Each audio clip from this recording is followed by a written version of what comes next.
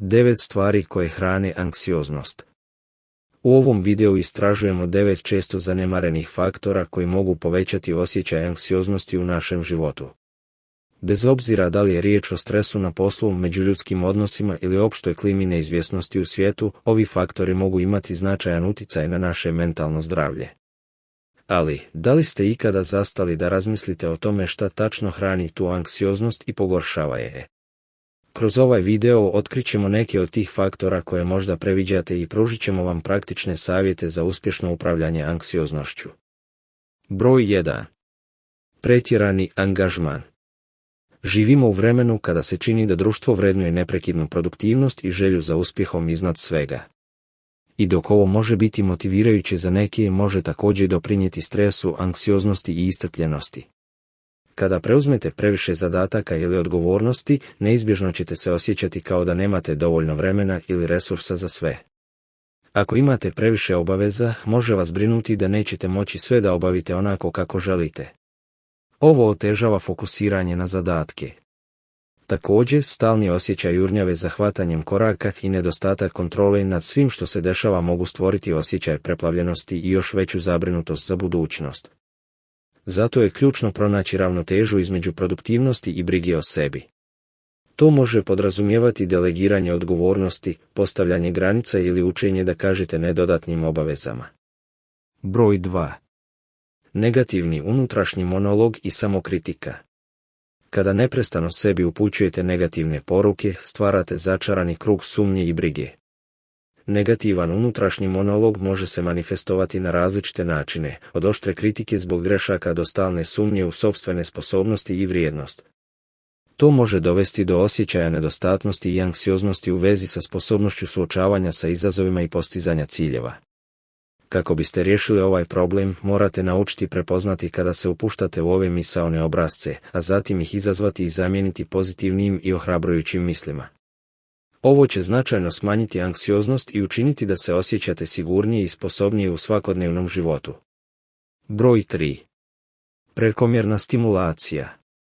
Izloženost prevelikom senzornom unosu poput bučnih zvukova, jakog svjetla, intenzivnih mirisa ili prenatrpanih prostora može biti opterećujuća za nervni sistem i pogoršati anksioznost. Slično tome, konstantno bombardovanje informacijama iz različitih izvora kao što su društvene mreže, medijske kuće i e-pošta može izazvati osjećaj stresa i anksioznosti, uz osjećaj nemogućnosti isključivanja ili odvajanja od njih. Iako stimulansi poput kofeina mogu pružiti pojačanu energiju i pomoći vam da ostanete budni, oni također mogu povećati osjećaj nemira i nervoze, što dodatno doprinosi anksioznosti. Da biste se borili protiv ovoga, važno je praktikovati brigu o sebi i postaviti zdrave granice kako biste izbjegli prekomjernu stimulaciju. Broj 4. Izbjegavanje. Izbjegavanje situacija koje izazivaju anksioznost može zapravo pojačati anksioznost i otežati suočavanje s njom. Na taj način ne pružate sebi priliku da naučite kako se nositi s anksioznošću i upravljati svojim emocijama na zdrav način. Izbjegavanje također može ojačati uvjerenje da je situacija opasna, što dovodi do još veće anksioznosti.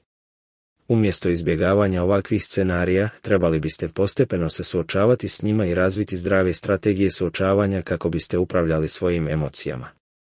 Na taj način možete postati otporniji i osjećati više kontrole nad svojim mislima i osjećajima. Broj 5. Nered. Primijetili ste li da kada je vaš prostor pretrpan i neorganizovan, može izazvati veći stres i anksioznost? Nije samo vaša percepcija. Istraživanja su pokazala da prenatrpano okruženje može doprinijeti povećanju nivoa stresa i anksioznosti. Kada je vaš prostor haotičan i neorganizovan, može stvoriti osjećaj preopterećenosti i otežati fokusiranje na zadatke. Također, nered može biti vizualni podsjetnik na nedovršene zadatke ili neriješene probleme, što dodatno doprinosi osjećaju anksioznosti i nelagode. Preduzimanje koraka da raščistite i organizujete svoje okruženje može stvoriti mirniju i opušteniju atmosferu, olakšavajući vam da budete produktivni i obavljate zadatke. Broj 6. Perfekcionizam. Perfekcionizam može biti izvor velike anksioznosti. Kada se držite visokih standarda i očekujete ništa manje od savršenstva, stavljate veliki pritisak i stres na sebe. To često rezultira anksioznošću. Međutim, moramo biti realni, niko nije savršen. Stalna težnja ka savršenstvu može dovesti do kontinuiranog ciklusa razočarenja i frustracije.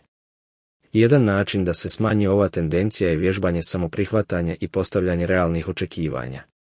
To uključuje preusmjeravanje misli na napredak umjesto na savršenstvo, biti ljubazan i saosjećajan prema sebi čak i kada napravite grešku i traženje podrške od drugih kada je to potrebno. Broj 7. Katastrofiranje.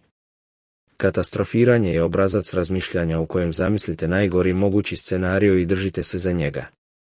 Vaš um pušta film straha gdje ste glavni junak. Što se više fokusirate na tu katastrofu, to postaje još zastrašujuće. Takvo razmišljanje može vam stvoriti osjećaj bespomoćnosti i izgubljene kontrole, što dodatno pojačava anksioznost. Kako biste ublažili utjecaj katastrofiziranja, postavljajte si pitanja poput: da li je ovo zaista kraj svijeta? Ili koja je stvarna vjerojatnost da se ovo stvarno dogodi? Također, vježbajte svjesnost i fokusirajte se na trenutak sadašnjeg trenutka, umjesto da se uhvatite u brigu o budućnosti. Broj 8. Nedostatak sna ili loš kvalitet sna. Dobro i dovoljno spavanje ključno je za vaše opće blagostanje i igra veliku ulogu u upravljanju anksioznošću. Kada ne spavate dovoljno, vaše tijelo proizvodi više hormona stresa poput kortizola, što dovodi do povećane anksioznosti i osjećaja napetosti. Također, nedostatak kvalitetnog sna može otežati proces obrade i konsolidacije sjećanja, što može uzrokovati probleme u otpuštanju tjeskobnih misli i briga. Pored toga, umor izazvan nedostatkom sna može vas učiniti podložnim negativnom razmišljanju. Ako se suočavate s anksioznošću, važno je da prioritet date dovoljnom kvalitetnom snu kao dio cjelokupne rutine brige o sebi. Broj 9. Društvena izolacija i usamljenost. Ljudi su društvena bića koja napreduju kroz interakciju s drugima i osjećaj pripadnosti zajednici. Razina društvene povezanosti koja je potrebna može varirati od osobe do osobe. Neki ljudi se osjećaju ispunjeno s nekoliko bliskih veza, dok drugima treba više društvenih interakcija da bi se osjećali zadovoljni. Bez obzira na ove razlike, društvena povezanost je osnovna ljudska potreba koja ne smije biti zanemarena. Kada ste potpuno izolirani i osjećate se usamljeno, može doći do negativnih misli i osjećaja bezvrijednosti, što može pogoršati simptome anksioznosti. Usamljenost može povećati vjerojatnost upuštanja u nezdrave mehanizme suočavanja poput pijenja ili prejedanja, što dalje pogoršava anksioznost. Stoga je važno njegovati društvene veze i izgraditi značajne odnose koji pružaju podršku i čine da se osjećate cijenjenim.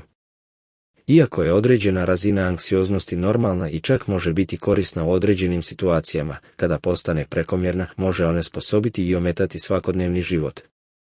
Ako se borite s anksioznošću, važno je identificirati faktore koji doprinose vašoj anksioznosti i pogoršavaju je kako biste preuzeli kontrolu nad njima. Ako vam je ovaj video pomogao, dajte mu palac gore i podijelite ga sa svojim prijateljima kako bismo mogli nastaviti stvarati takve sadržaje. Pritisnite gumb za pretplatu kako biste dobivali više ovakvih videa i ne zaboravite uključiti obavijesti. Također, svakako pogledajte naše ostale video zapise. Hvala vam na gledanju.